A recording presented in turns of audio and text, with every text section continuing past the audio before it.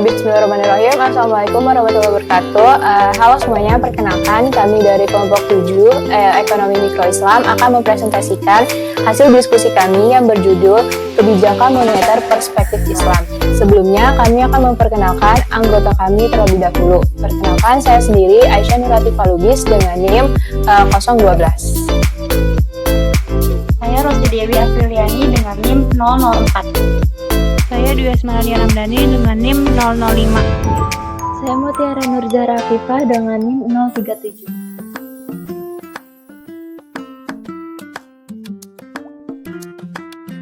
Kebijakan moneter Islam. Kebijakan moneter adalah kebijakan pemerintah untuk memperbaiki keadaan perekonomian melalui pengaturan jumlah uang beredar. Pengaturan jumlah uang yang beredar pada masyarakat diatur dengan cara menambah atau mengurangi jumlah uang yang beredar. Yang membedakan antara kebijakan moneter konvensional dengan kebijakan moneter Islam terletak pada mekanisme dan penggunaan instrumen kebijakan moneter dalam mencapai target moneter, di mana dalam kebijakan moneter Islam tidak diperkenankan memakai suku bunga dalam instrumennya, melainkan menggunakan sistem bagi hasil atau profit and loss sharing dalam transaksi finansial.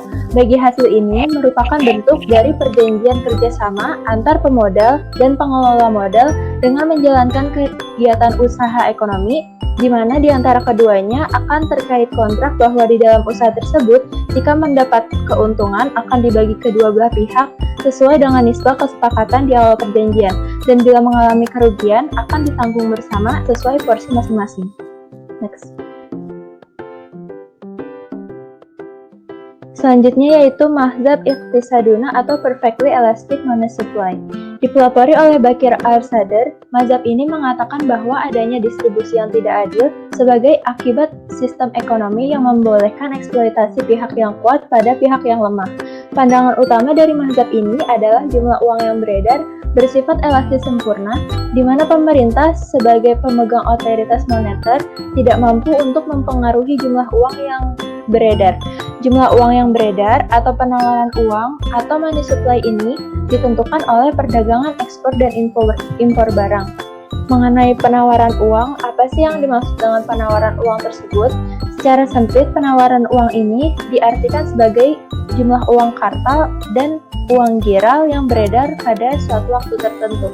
Sedangkan secara luas, penawaran uang diartikan sebagai jumlah uang kartal, uang giral, dan uang kuasi yang beredar pada suatu waktu tertentu, di mana uang kartal adalah uang yang beredar sehari-hari sebagai alat pembayaran yang sah, uang giral ialah dana atau uang yang disimpan pada rekening koran, dan uang kuasi merupakan uang yang tersimpan di dalam bank dalam bentuk tabungan, deposito berjangka, serta valuta asing.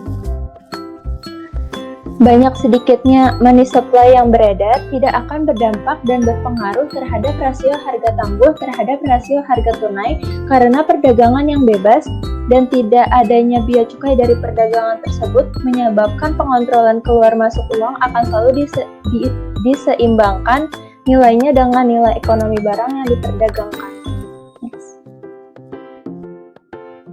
Selanjutnya yang kedua ada mazhab mainstream poverty perfect inelastic money supply atau exogenous money supply.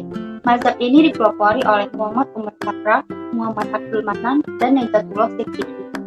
Mazhab ini menyetujui bahwa masalah ekonomi muncul karena adanya sumber daya yang terbatas dan dihadapkan pada keinginan manusia yang tidak terbatas. Bahkan, mazhab ini mengelompokkan masalah ekonomi tidak ada bedanya dengan ekonomi konvensional. Kelangkaan sumber dayalah yang menyebabkan masalah ekonomi. Selanjutnya, menurut mazhab ini, penawaran uang dalam Islam sepenuhnya dikontrol oleh negara sebagai pemegang monopoli dari penerbitan uang sah atau sebutan lainnya legal tender. Selanjutnya, menurut mazhab ini, penawaran uang diasumsikan secara penuh dipengaruhi oleh kebijakan bank sentral sehingga secara grafik akan terlihat bahwa MS atau money supply bersifat perfect inelastic. Jumlah uang beredar oleh otoritas moneter ditetapkan sesuai dengan proporsional tingkat pendapatan atau nilai transaksi. Selanjutnya yang ketiga yaitu mazhab alternatif atau elastic money supply atau endogenous money supply. Mazhab ketiga ini banyak dipengaruhi oleh pemikir-pemikir ilmiah dari Dr. M. Al-Konduri. Selanjutnya mazhab ini merupakan mazhab yang dipelopori oleh Timur Quran Muhammad Arif, dan lain-lain. Mazhab ini merupakan mazhab yang mengkritik mazhab sebelumnya.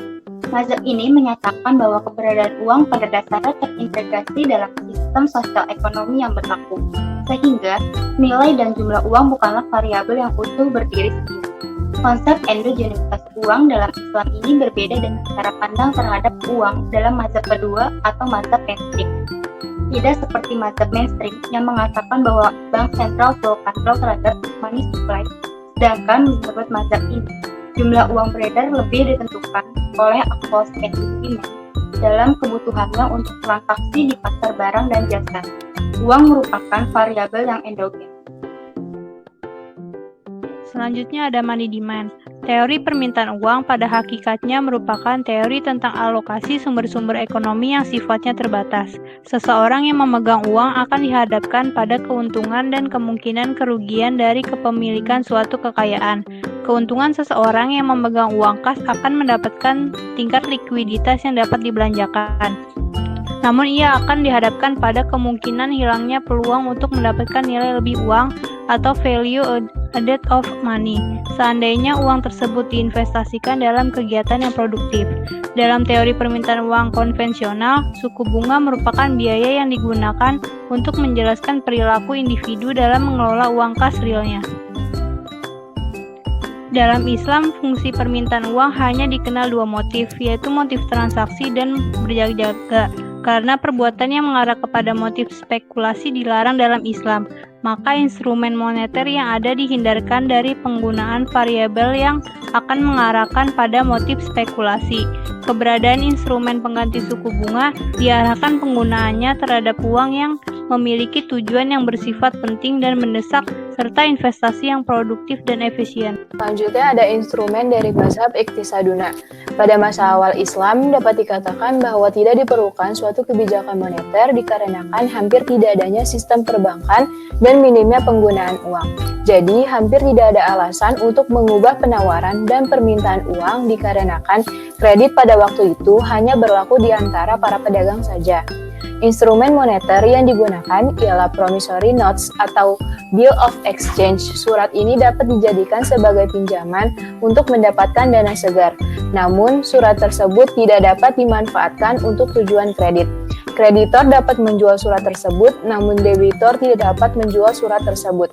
Karena itulah tidak ada pasar untuk jual beli negotiable instruments. Spekulasi dan penggunaan pasar uang menjadi tidak ada. Jadi, sistem kredit tidak menciptakan uang. Selanjutnya ada instrumen mazhab mainstream. Mazhab ini merancang instrumen kebijakan yang ditujukan untuk mempengaruhi besar kecilnya permintaan uang atau money demand agar dapat dialokasikan pada peningkatan produktivitas perekonomian.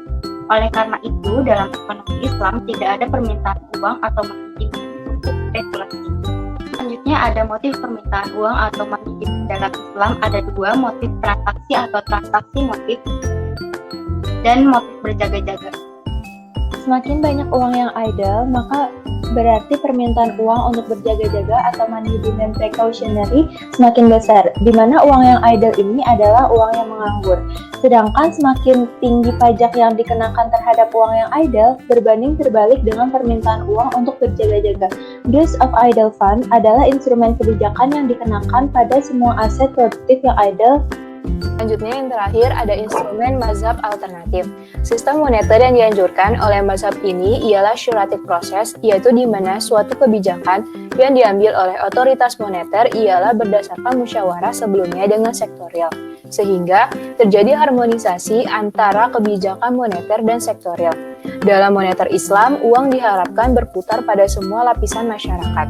Tujuannya tak lain ialah agar semua kalangan dapat melakukan kegiatan ekonomi, sehingga kesejahteraan umum akan dapat dicapai, seperti halnya dengan cara diadakannya zakat mal bagi kekayaan yang mencapai nisab, adanya pajak bagi harta yang idle atau tertahan.